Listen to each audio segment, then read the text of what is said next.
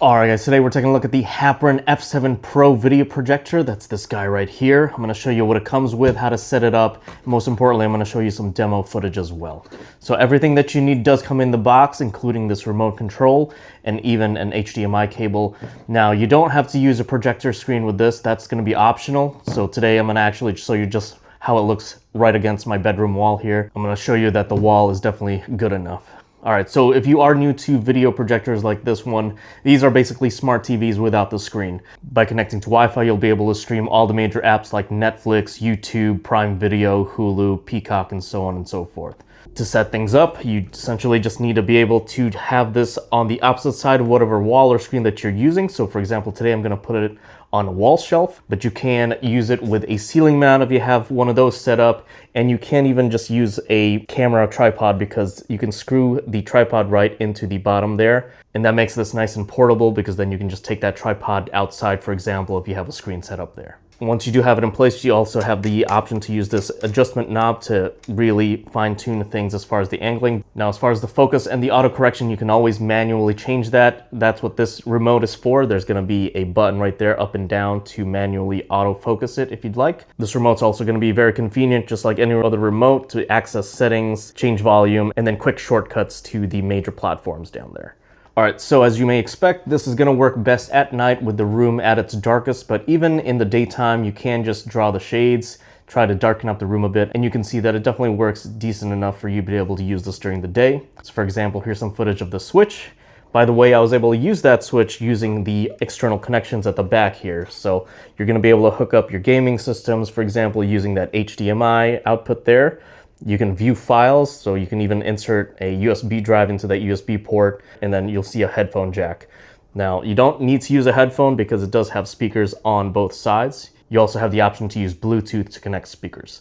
Alright guys, so that's the basics of the physical features, and now I'm going to turn this thing on and show you how the onboard apps work and show you some demo footage. Alright guys, so I did just first want to show you exactly what the video looks like. Now again, this is not without a projection screen. This is just actually right up against my bedroom wall. And as you can see, it's nice and colorful and crisp. This is just on the standard setting as well, so you can always tweak it to increase the contrast, increase the brightness. You can tweak it just the way you like, but this is just straight out of the box and I think it looks pretty good. Alright, so here we are on the home page, and if you didn't know, this is a Google TV sponsored projector. So that's what the home page is going to be based off of. So as you can see here, there's going to be a For You section, and that's just going to be the apps that you first download when you first set it up. It's going to ask you what you want to be downloaded. So these are all the apps that I chose, but you can always add more all the way to the right. It's just like the Google Play Store.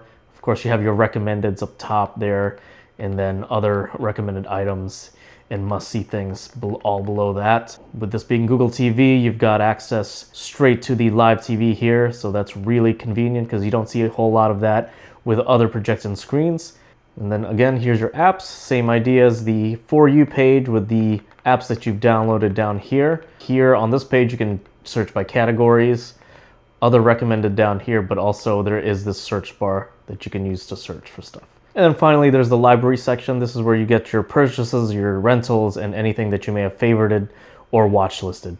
And then there's just a more generic search option at the top right there, so you can search for anything that you'd like and it'll pop up down here, or you can search by genre. So as far as the settings, you can put on a screensaver if you'd like. You can change the input, so this is where you would change it to HDMI, USB, and whatnot. And then here's the picture settings, so let's take a quick look at that. Alright, so you do have the choice of standard, vivid, movie, game, and then your custom settings down here. And clicking into that, you can change the contrast, saturation, sharpness, the color temperature, or the gamma. And then same idea with the sound. There's presets that you can choose from here as well. You can turn on surround sound, and then you can even go into expert settings and adjust these settings here. This is where you would set up your Wi-Fi network, and then here's where you would set up your Bluetooth activities. Just click on that plus sign. And there's also an accessibility option here where you can access various things that'll make it easier for you to use the system. Now, if you look at the top right, you actually have an option to go into the full settings. So if you click into all settings, this is where you can change things like focus, where you can autofocus or manually focus. And so just clicking into autofocus, it will autofocus it right then and there. But if you click into manual, you can go ahead and just press up and down to focus it yourself. But you can actually access this anywhere just by using your remote control. Again, like mentioned before, you can click on the plus and minus sign for the autofocus option, and you can manually focus that way. If you click into advanced, that's where you can have the option to autofocus at startup, and you can also have it autofocus if the projector got moved. If you click into image correction, that's basically the keystone option, so you can do an automatic keystone correction right then and there. If you click into manual, this is where you can actually move the four corners and basically be able to resize the entire thing yourself.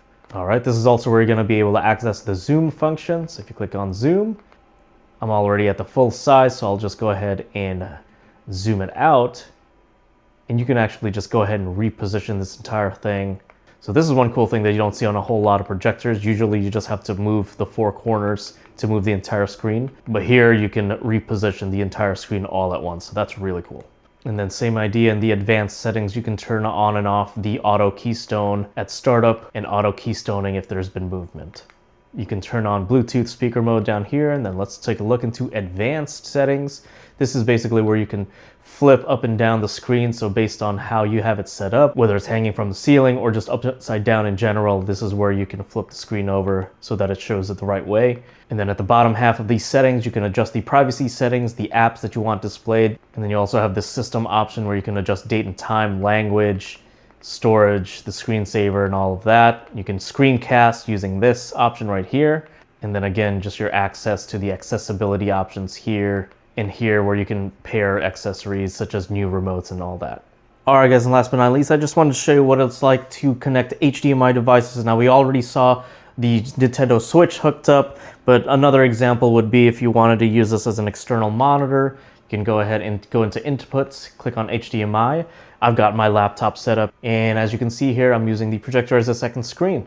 So I can move my calculator over, for example, and I have a nice big wall to use for my laptop. All right, guys, so I hope that helps you decide whether this is going to be right for you today. But as you saw, very good quality as far as the video, very simple and easy to use. So definitely check this out if you're looking for a home video projector.